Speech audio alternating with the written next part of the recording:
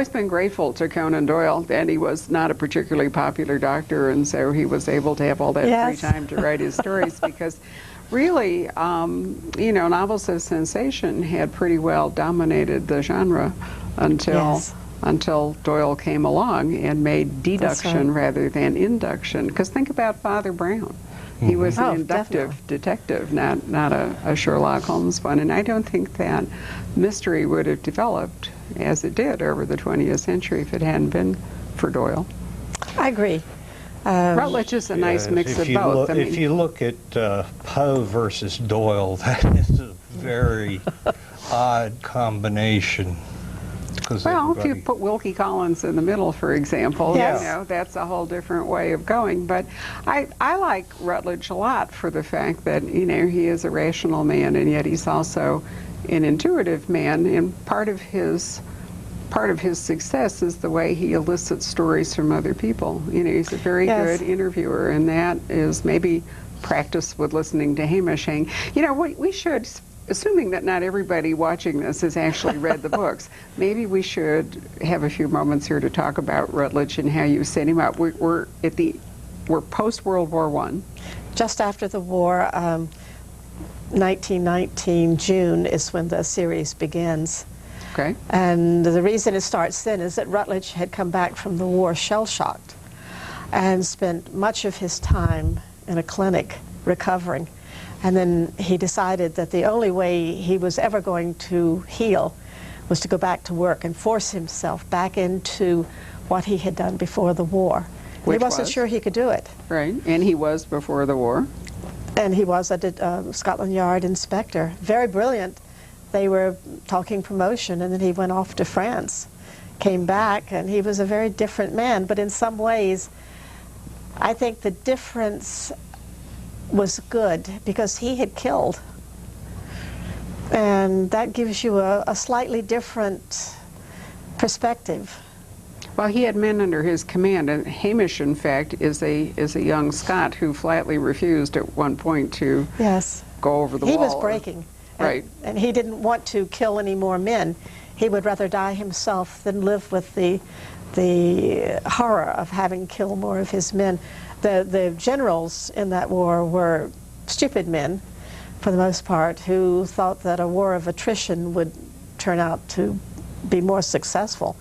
And so they just sent hundreds and thousands of men into battle with no real concept of what they were doing. Well, a huge amount of it was like, what, 5 miles or something? Yes, exactly. It was a ridiculous. It was a 600-mile front, but things like the Battle of the Somme only moved the front about 500 feet. 500 feet and 20,000 dead the first day.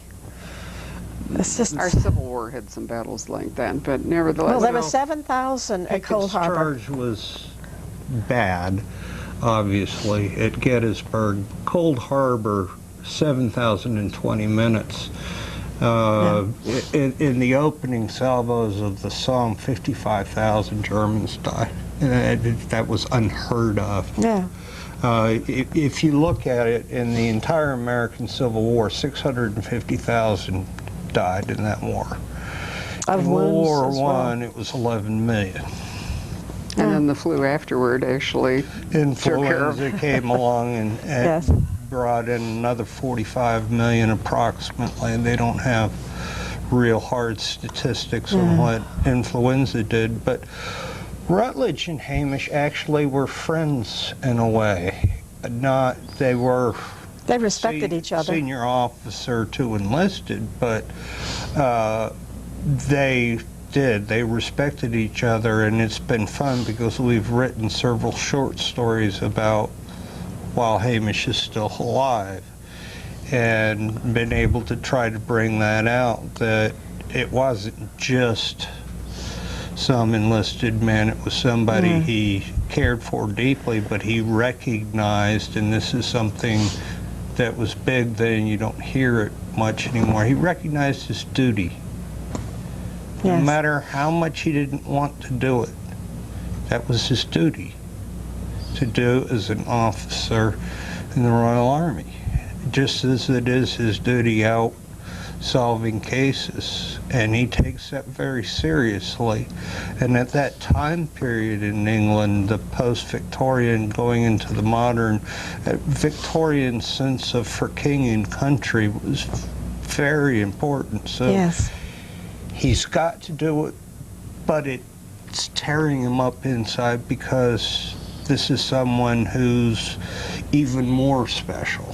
Right. Yeah. And in fact, what we haven't mentioned is that he did have Hamish shot when he refused Yes. to obey the order. He threatened him with execution, thinking that Hamish would say, all right, one more time. But Hamish was stubborn Scot. He knew what he felt, and he stood by it. And he was still alive when Rutledge delivered the coup de grace. And that's a horrible thing when you think about it. I mean, he's a corporal, but by the time of the Somme, most of the sergeants had been killed. Right. And they were promoting them on the battlefield as fast as they could because they led the men along with the officers, and they died in droves. Sergeants and lieutenants went up the top first. Yeah. Well, if it hadn't been for all those dynamics, then Hamish probably would not be still speaking to Rutledge this time It's after his the guilt. war. And of course, I think you leave it so interestingly, you know, that we don't know for sure whether there's a slightly supernatural element here or whether this is That's just a right. very active conscience, you know, continuing to devil him.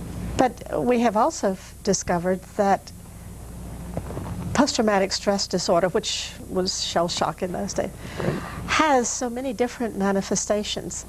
Everyone thought, oh, well, it was just this or just that. But it varies a lot with the individual, and the men who heal are generally men who are strong enough to put it behind them. They don't recover completely, but they heal enough that they can work. And others, I know of one case in particular where he stood it as long as he could, and then he went out into the back garden and shot himself. And there's always a possibility with Rutledge. If the burden of Hamish and his own guilt is strong enough, he could end it.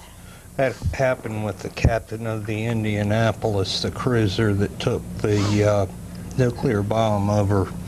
That's right. To have it loaded on the Enola Gay when he was coming back is when he got hit by a sub and was a terrible wreck. Men were attacked by sharks and all this, and he came back and he was court-martialed and cleared and all this good kind of stuff, and everything was fine, and everybody thought happy ever after, and he was sitting on his front porch one day and just pulled out his gun and shot himself. That's right. Well, that Yeah. is an extra element of suspense, certainly, with Yes. Rutledge. And would be an interesting way to end the series should you ever get tired of it. But Or if the readers get tired of That would it. be hard to do. it would be hard to do. I've always thought, you don't really want to kill off a literary character. Look at Holmes, after all, the terrible lesson that he learned. He had to come back. So I'm assuming that Scotland Yard had to either wanted to, or did they have to take him back? Was his job, you know, open for him? Yes. They had lost so many men that...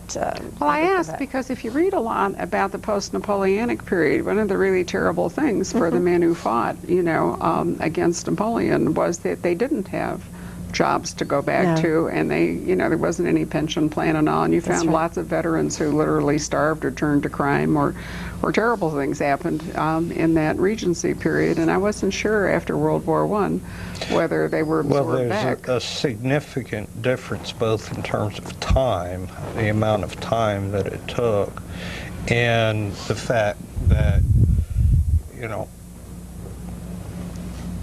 almost an entire generation of British men died in that war. They, as Caroline said, they were desperate. They didn't have trained detectives sitting on the shelf that had filled in the job, because everybody had gone off to fight in the war.